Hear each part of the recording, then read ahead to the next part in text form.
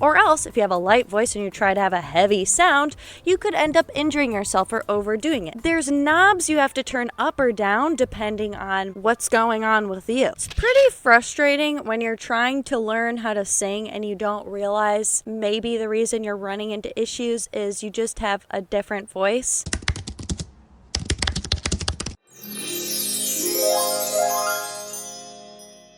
We all have different voices. Some of us have lighter voices. Some of us have medium voices. Hey! Some of us have heavy voices.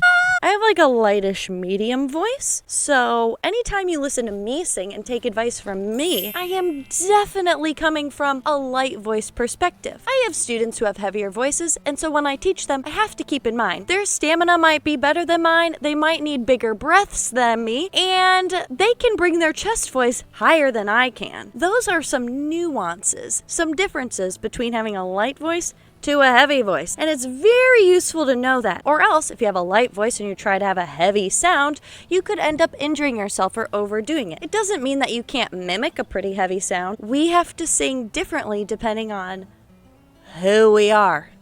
There are some foundational things we all need to learn, like use your breath when you're singing, lift your soft palate when you're singing, or use your speaking voice instead of doing a weird thing. The foundation is similar across the board, but there's knobs you have to turn up or down depending on what's going on with you. So for me, being a lighter voice, when I get into my upper register, I really don't take giant breaths. If I had a heavier voice, I might need bigger breaths to support my sound up there. My volume is also just not as loud as someone with a heavier voice. And vice versa. If I have a student with a heavier voice, I really can't expect them to sing super duper quietly when using certain types of voices or on certain notes. Now, over singing is a thing we all have to look out for across the board, no matter what type of voice you have, or under singing, that happens. Under singing would be like, amazing